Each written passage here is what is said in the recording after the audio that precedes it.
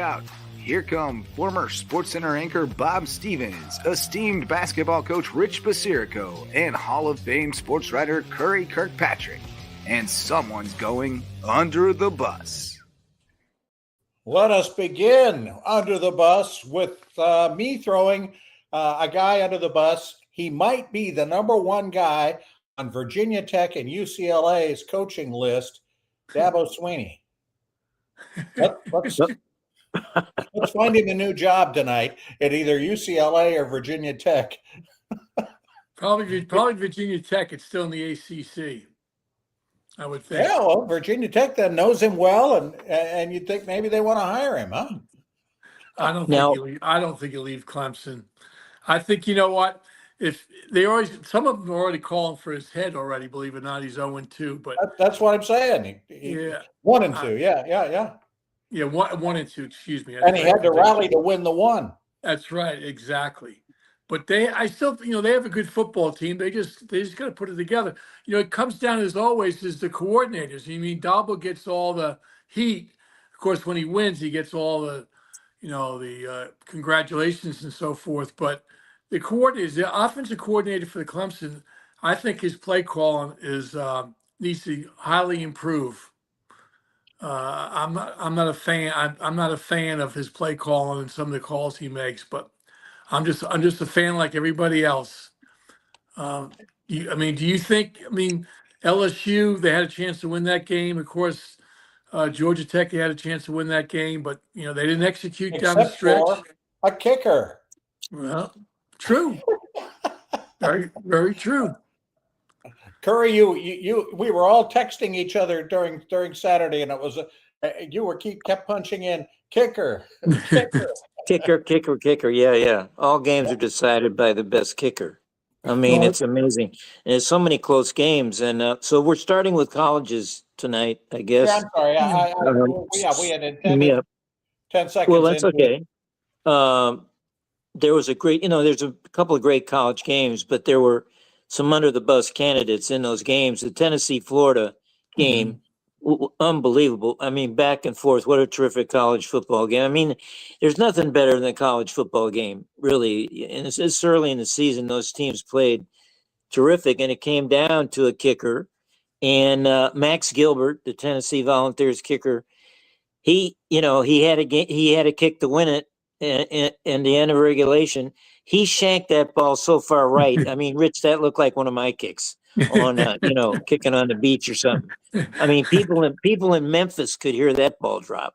Well, and you knew right away it was going to be no good. Right away, you knew it. No, it was so far right. It was like, you're watching it go, wait a minute. Is that real? Did he really kick it that far right? It was just awful. But think about the pressure. He gets another, so they go to overtime. Right. He kicks one successfully in overtime, Yeah. But of course they lose. But Too late. Too late. Yeah. But think about what he's going through, and what is he? 20 years old, 101,000 people, and there's a lot of pressure right there to make that kick. Well, I was noticing Heupel, the Tennessee coach. He looked kind of confused what to do, going down to the end. He didn't try to gain many yards. He just was running the clock. And they only gave him, they gave him a 43-yard kick and a couple of times I noticed Max Gilbert left the cage, the practice cage, and went to the sideline like he was going to go in. He wanted to go in, and Heupel didn't call timeout. He waited and waited. Right. And when you get in, if you're a kicker, I assume, you have a routine on that practice cage. You do it so many times, you're ready to go. He went back to the practice cage, I noticed, then he came out, and I said right then, I remember watching, I said, he's not going to make it. He's, he's out of his routine. Yeah. And Heupel should have told the guy, look, you're not kicking until the last second. Don't, whatever your routine. But he looked like, he looked nervous. He went back and forth, like as you say. It's not typically, a guy practices kicks and then gets ready on the sidelines to go in. He was running back and forth.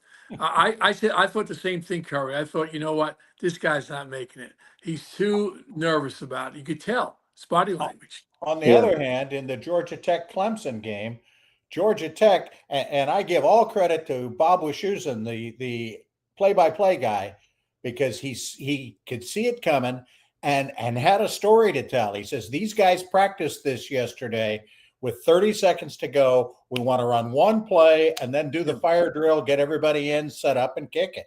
And that's exactly what they did. They knew what they were doing. It was, I didn't have any doubt that was going to be good, and it was some yards. I mean, it was, and they exactly knew what to do. I give all credit to not just Wisconsin, but obviously the Georgia Tech folks, the coaching staff and the players and whatever. Boy, they knew well exactly coached. what they were going to do. They're well coached, very well coached. I've always been impressed with Georgia Tech the last couple of years. I thought going into the game, even though I'm a big Clemson fan, I told my son, I said, I don't have good vibes about this game today. And sure enough, I was right. My vibes weren't good.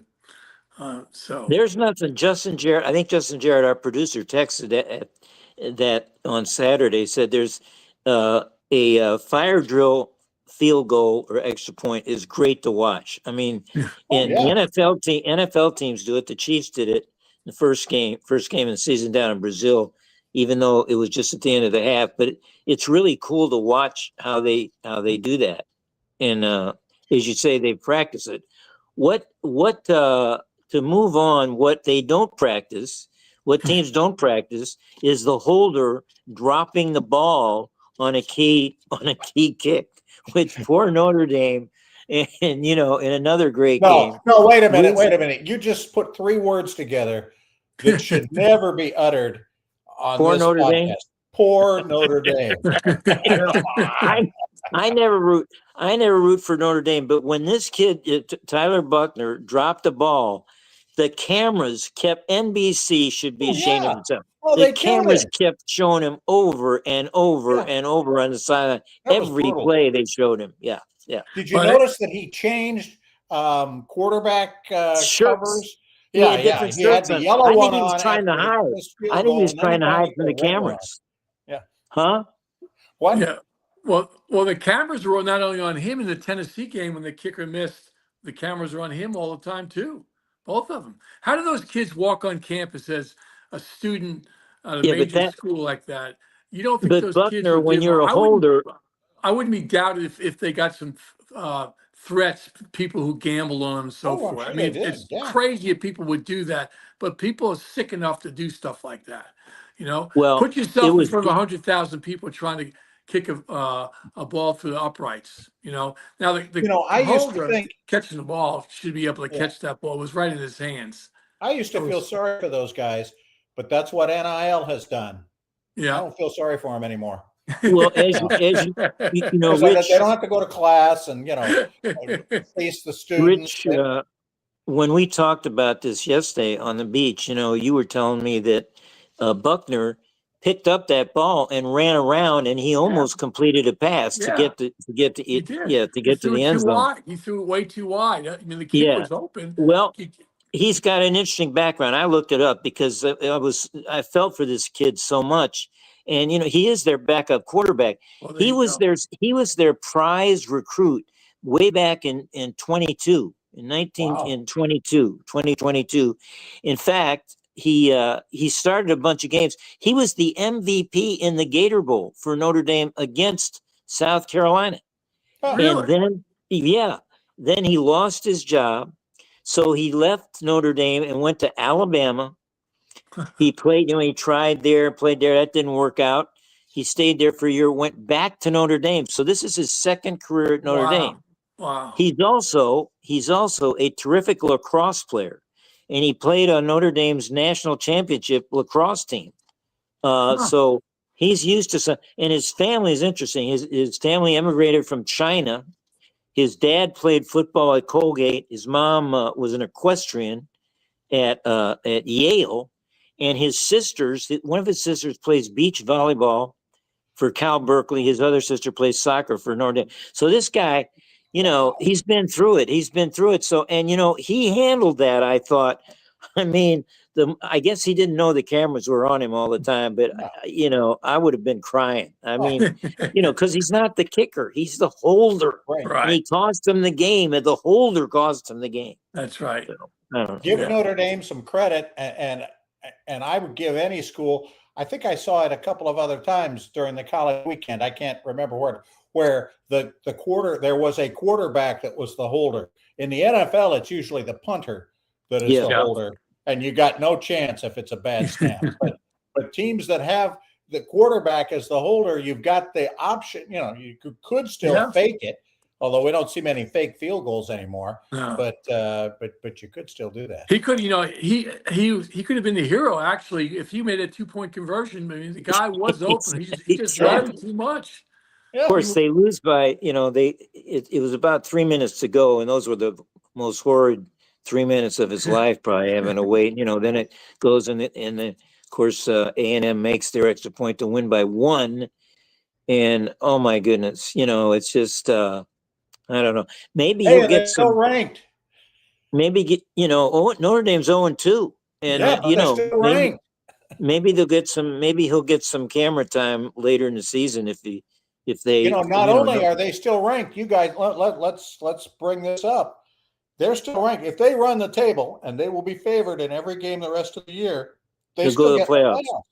Yeah. Most teams I wonder if still. and you're done. I wonder if he'll still be the holder. Somebody once told me, never let a Chinaman be your football holder. Why is that? It's easier in lacrosse. In lacrosse, you catch the ball with a stick. That's tougher to me than catching it with your hands. And this kid can catch balls with his stick. Maybe he should have his lacrosse stick back there with him to help him. I don't know. Hey, which dumpster fire is worse right now? Since we're talking about Notre Dame 0-2, UCLA firing their coach after 3 weeks and a home loss to New Mexico. Basketball, I can understand that, but not football. And then Virginia Tech losing for the second time in I think 3 years to Old Dominion. They were down 31-0 at half. Yeah. Virginia Tech shouldn't be losing to Old Dominion. Especially the thing, Old Dominion, being in the same state, that's a killer for them. UCLA shouldn't be losing. UCLA shouldn't be losing to anybody, not to New Mexico. Yeah. They both got beat bad. It's kind of sad.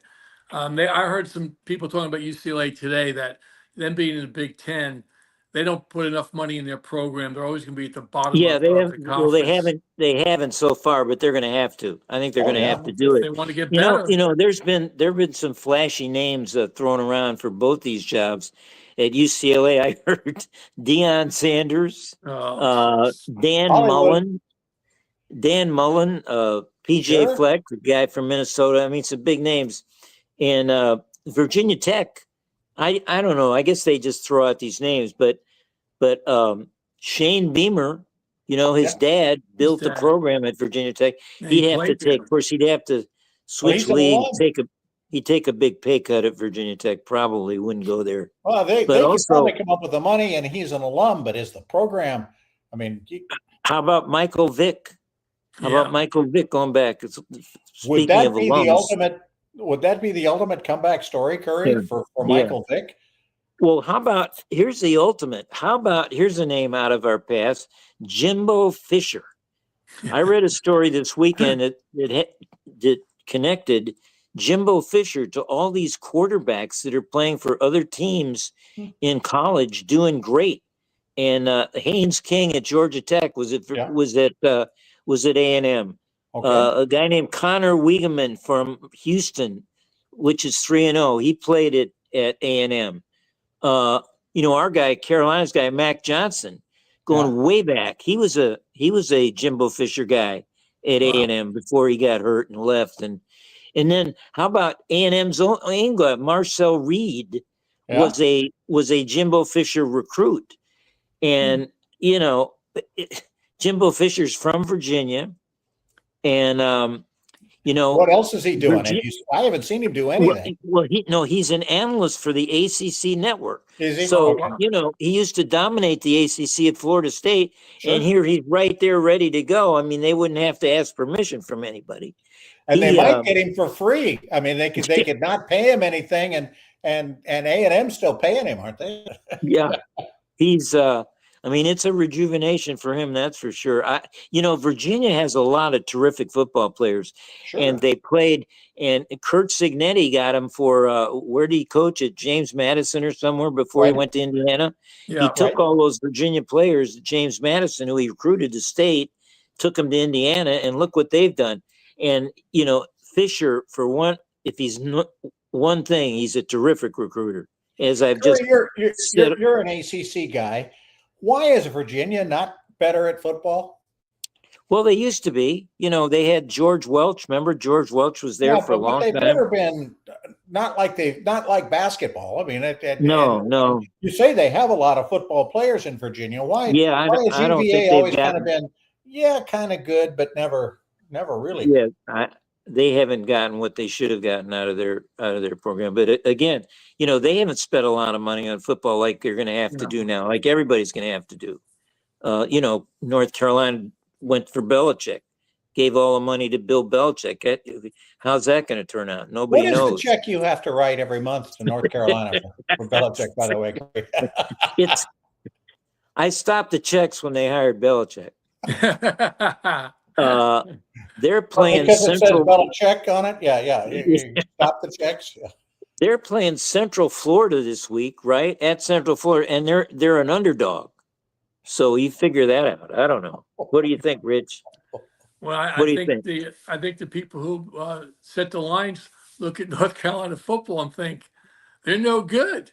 Yeah, and that's of course it's on the road. Since we're not exactly throwing Jimbo under the bus, but if he ever gets another job, I don't think we should. I think he's finally giving us some more space because he's been under the bus for the last 3 years. He's going to give us a little space to put somebody else in. Yeah.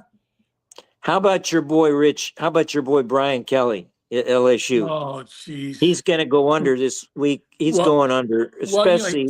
He came out in a press conference and apologized to the sports writer. Yeah, he had to apologize. Yeah. Well, guy's name was Michael. That came from the AD probably went to him and said, "You better apologize because this is not going off very well for him. He's not a well-liked coach. He's done well at Notre Dame. He's done well at LSU, but he still hasn't gotten, I think, over the top. People think they have a chance to win a national championship. I don't think so. I think he'll screw them up like Franklin screws up Penn State. I don't think they go all the way. Curry, did you ever get a coach to apologize to you? Get a lecture like that, No. That's what we've apologized to. You've been lectured. You've told us some of those stories. I think I got apologized to a couple of times. Yeah, as a matter of fact. But this guy, I think Kelly's a bad guy. First of all, right away. What he did after the game, the guy asked Mike Caldwell's the reporter's name. He just asked him a typical question. What about your offense after they win game and get only 20? And the guy goes off and he criticizes the questions, the order of questions. He says, you should ask that question like third or fourth. He said, what the hell are you talking about? He goes on, and he got louder and louder. I mean, he went nuts. And as Rich said, he had to apologize the next day. Yeah. So who apologized to you, Curry?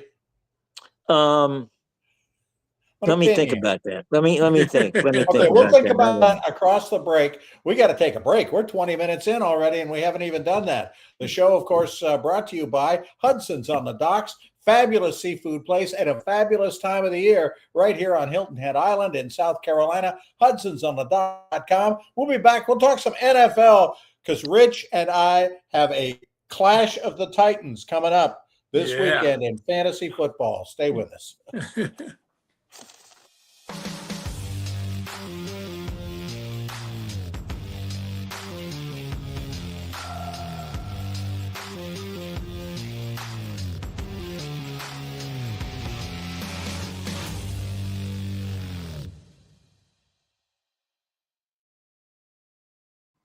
Welcome back to Under the Bus, brought to you by Hudson Seafood on the Docks. on beautiful Hilton Head Island. Great seafood, great time of the year to be enjoying it. We've had some terrific sunsets the last few nights. Excuse me. Come join us at Hudson's on the Docks. Bob Stevens, along with Curry Kirkpatrick and Rich Basirico. We threw a number of people under the bus in college football and the pros. All the guys under the bus are quarterbacks, huh? No, not yeah. I got one for the Giants. The offensive lineman Hudson. He had 4 penalties on one series. He's the first player in this century to ever do that. 4 penalties on one drive, 2 personal fouls and 2 false starts. And then they take him out of the game and he goes nuts on the sidelines. Didn't he get in a fight? Didn't he get in a fight on the sidelines It with looked his like he wanted teammates? to fight somebody. I mean, the people were talking to him, coaches, players, and so forth. He had 4 penalties. What did he expect? They got the ball down on the 2-yard line, and he had a 15-yard penalty. So now it's on the 17-yard line. They ended up kicking a field goal, and then of course the game went in overtime. I mean, if he was the Jets coach, the new Jets coach, he'd be gone. Yeah. He'd be off the team.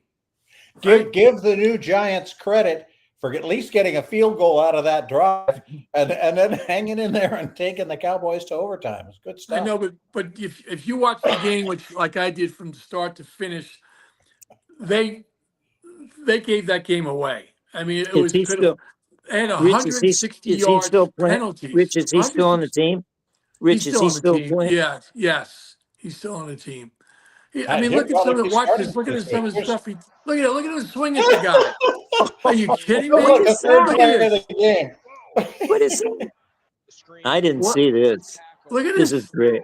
That's great. 4 penalties in one drive.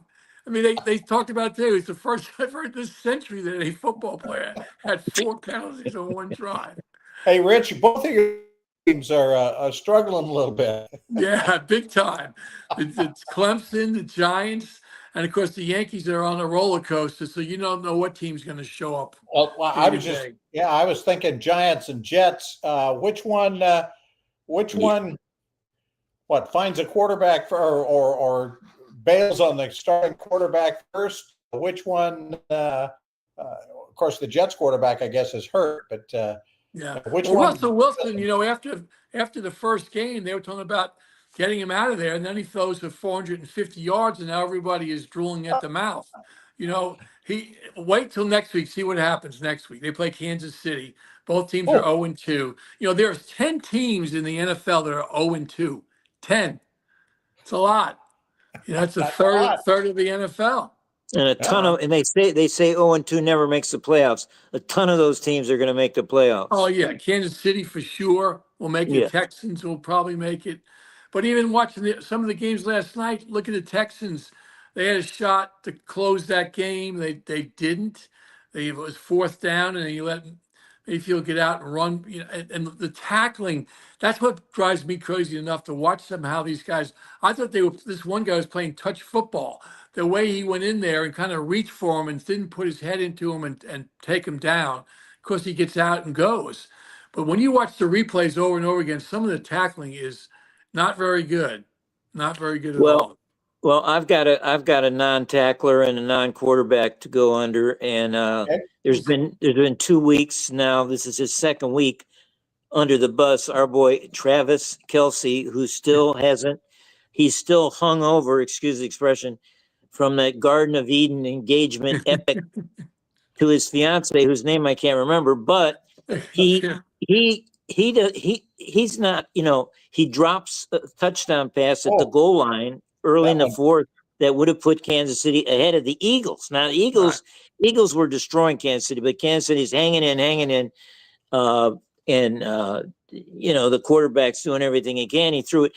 That's a catch that Kelce makes in his sleep. I mean, it was low, but he cradled it. It pops out, and that was a game-losing drop. I think. I mean, the ball went to a rookie, the Eagles rookie named Andrew Makuba, who went to Clemson. Actually, Rich, he played several years at Clemson, then he went to Texas for his last year. But he's a He's a native of the Congo. He fled the Congo with his parents to Zimbabwe, but he's no relation to Miriam Makuba. But he what's Kelsey doing? Where is he? He's still thinking of Taylor. I'm telling you, the guy. He's thinking about his honeymoon. He's Yeah, thinking about his. How about the play that he remember missed? now, Taylor wasn't at the game. Well, that's true. And I think that's why that's why he's still thinking. He's still thinking of her. I'm telling you, the guy. His head wasn't in the game because Taylor wasn't there. He wanted to look up and see her in the box, but he missed a pass midfield at a crucial time late in the game. He dropped, and I don't know if you guys picked up on this. He could see the frustration in his face, his body language. He started to go back on the field, and then he turned and went to the sidelines. Like he waved, like, "Get me out of here! Get me out of here!" So for a guy like that, with the type of all-pro player, okay, he had a miss. Obviously, he didn't want to miss it. Didn't want to have a drop. But to take himself out of the game, that's he's not. He is out of the game for a number of key plays. I noticed. I'm asking, where is Kelsey? Yeah. But he took himself out. He took himself out of this. Well, there you go. That was it, I guess. They've got nobody else. I mean, they got all their other receivers are hurt. Right.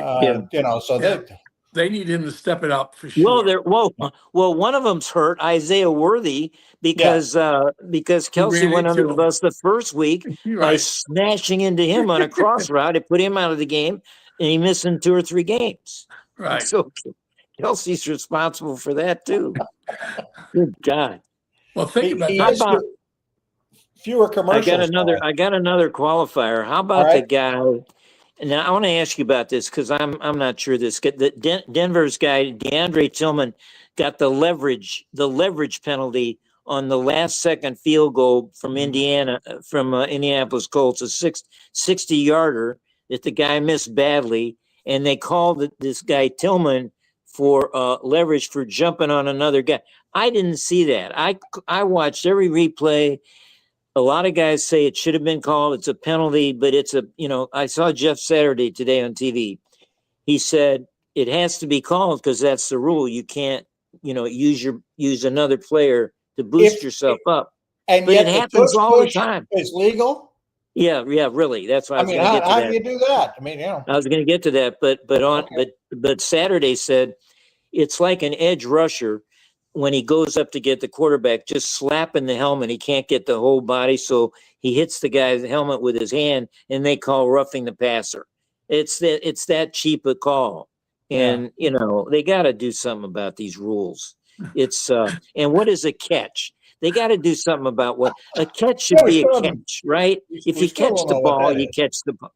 I hate that. I hate they take 10 minutes every time there's a catch. It seems the long ball. There's 10 minutes to go to the monitor. But think about this with the Colts about that. He missed the field goal because they get the 15-yard penalty and he makes it. But why the coaching staff? They had the ball because they had a run in every play. The announcer kept saying Denver has 9 people in the box. Why don't they try to? Are they going to settle for a 60-yard field goal to win the game? You're going to settle for 60 yards. How about try to advance it?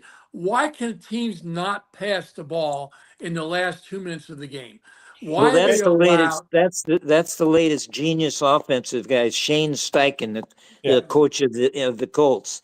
I totally agree. He went totally conservative in the last minute of the game. Runs the ball. He kicked a 60-yard field goal. Yeah, and he makes the kid kick a 60-yarder. The guy hasn't. He's never kicked a Schrader, whatever his name, Spencer Schrader. He's never kicked a 50-yarder. And Rich, and they put him in. You should be able to answer that question. Who was the Colts quarterback? Daniel Jones, but he was having a great game. But he's Daniel Jones. Let him make some more. They trust him for 3.5 quarters. You can throw it. You threw like 39 passes, but now in the last 2 minutes you can't throw a pass. He was Daniel Jones. I know, but a lot of teams do that, Bob. A lot of teams, they get down to that last minute and they need to get a first down, but they're going to run the ball because they're afraid. I understand there's an incomplete pass, the clock stops. I get all that. But you got to advance the ball and try to get a first down. especially when you have 9 people in the box. Well, My especially if lordy. you've got a kicker that's never kicked that far. And that. He's never missed a field goal until then. He's got That's like right. 14 field goals for different teams. But Right. I agree. I blame the coach for that. Bob, to get to your tush push, let's talk Yes. about that. Yes. I hate this play. It's I do not a too. football play. It's a rugby play. Yeah. And here's what I wish. They say, well, the Eagles can do it better than anybody. That's why they hate it. They're the only team that can do it. Well, if every team learned how to do this, I think Goodell would go crazy because it would be ridiculous. Yeah. A tush push every time they get 4th and 1. These teams are doing it's ugly play. It's not football. I don't get it. Well, I'm with you. but since they do allow it, I mean, I don't like it either. But since they do allow it, why can't teams do it as well in Yeah. Philadelphia? Why are they so special? They have a special coach that teaches that, and no other coaches in the NFL can teach it. Come on now. And what is your job, sir? Well, I'm the tush push coach for the Eagles. Well, not to mention, how about when the Eagles did it in the Kansas City game? It looked like they jumped early on a couple of those tush pushes. Oh, yeah, it did. And now it's come. The officials, Jeff Saturday today again said on TV, said the referees haven't learned how to officiate the tush push yet, because he says the offensive line is jumping every time because they're going on the first hut. At the end of the first hut, that's when they're going. And they said it should be a penalty on the Eagles, and they're not calling it. And once they start calling it, the Eagles might not be able to do it as much or Exactly. as well. Yeah. If they learn to, I thought that was interesting. Saturday was an all-pro center for Indianapolis for so long. He said that, that's the offensive line doing that, and the referees haven't learned how to officiate it. The Eagles been doing it for 2 years. What the hell? Why can't they figure it out? All right. Any other football thoughts? I got it's called a gaff, but and it didn't cost the team the game, but this was really silly play. The Steeler rookie kick returner, Caleb Johnson, let the ball go over his head into the end zone. He walks off the field, like plays over, and the Seahawks roar down and score a touchdown, make it a 3-point game into a 10-point game. What? Let me ask you this: if that ball bounces through the end zone, doesn't stay in the end zone? It's a dead ball, right? Yeah, if it goes through the end zone, sure. That's the rule. That's the rule. And that must have been what Johnson thought was going to happen, right? Yes. No, he thought it was going to be a dead ball. Actually, I was reading about this today. He thought it was just going to be a dead ball in the end zone. So he didn't know the rule. He didn't know the rule. Yeah. Well, imagine doing that for that coach.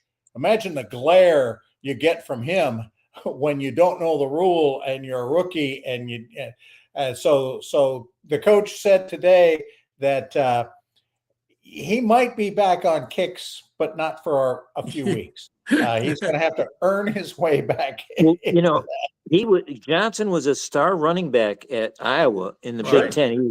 He was the Big Ten running back of the year, senior year. So I don't know if he's even used to, returning. He was going to be the lead back for the Steelers this year.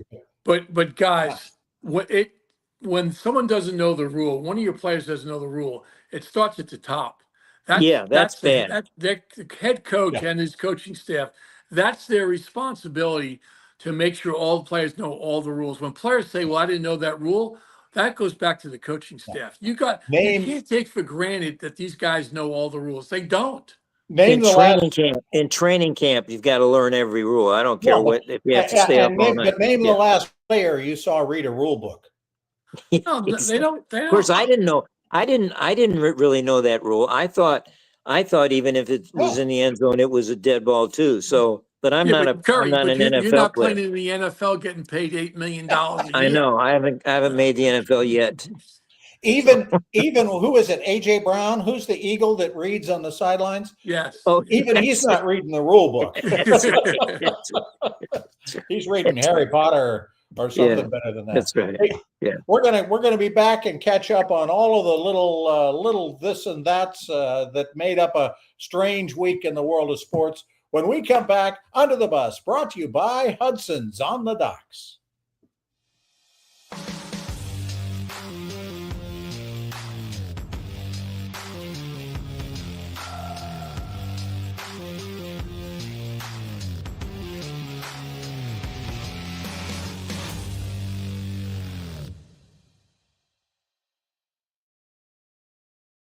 Welcome back to Under the Bus. Bob Stevens along with Curry Kirkpatrick and Rich Basirico.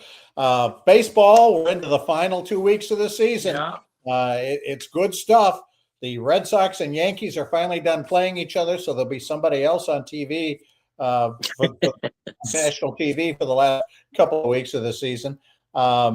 Maybe the Guardians. Maybe the Guardians. They're exciting. Well, Bob, they're beating Detroit over my shoulder right here. Bob, Let me ask you something. Somebody said on the beach to me today, said, well, the pennant races are heating up. There's no pennant races, right? They're wild card races. There are no pennant races. Wild card races. Yeah. Is there anybody that's close to losing the pennant? I think they're Dodgers are only Houston and Seattle. Houston and Seattle. Okay, there you go. And then the Dodgers and the Padres, but right. Yeah. Okay, big dumper against Houston cheaters. I don't know who to root for there. I think your But Cardinals you are have a lot of wild cards. Done. I mean, the Mets, who went on a bad losing streak, they have 3 teams breathing down their necks. Cincinnati, Arizona, San Francisco, all within 2 games. And Bob, your Cleveland team is only 3 games behind Houston in the wild card. It's 3 games. Right. You know what makes it weird now is that there's not going to be a game 163 for anybody. It's all tiebreakers now. So really? Yeah. So when Cleveland was playing over the weekend, they were trying to explain, okay, who we got to root for out west. Well, the Guardians lost the season series 4 out of 6, I think, to Seattle. They won the season series against Houston, and they are 0-3 against Texas. But they play the last 3 of the season at home with Texas. Okay. So there's all kinds of. I think the Guardians are hoping that Houston loses. And Houston has another player hurt today. I mean, they're not playing well at all. Seattle's playing terrific, and Cleveland's, they're hiding. They're going to bounce back and beat some of these teams. How can there be any question in the American League for the MVP? I hear Aaron Judge. The big dumper he's led them the whole season. Now, the Yankees are not very good when Judge isn't in the lineup, but that doesn't mean, but Dumper's got his team Dumper's got his team in first place, right? Leads in home runs. Sure. Leads in what? RBIs? RBIs, yeah. And he's the big dumper. And he's big dumper. We've never had an MVP named the Big Dumper before. Yeah, that's over.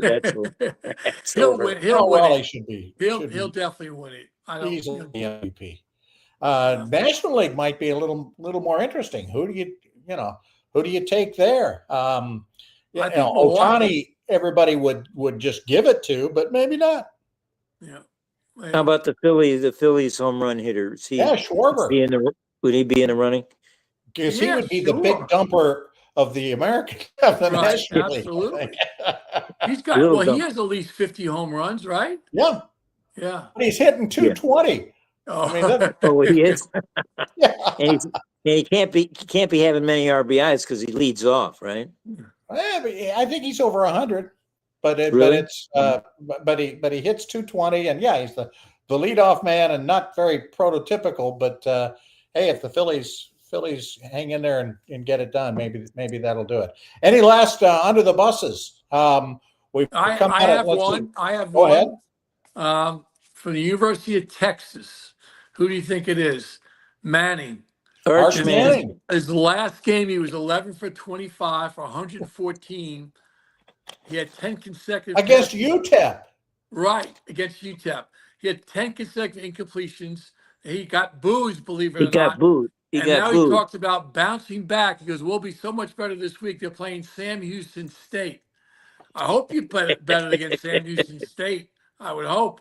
Rich, you've been killing Arch since before he even had to took the field.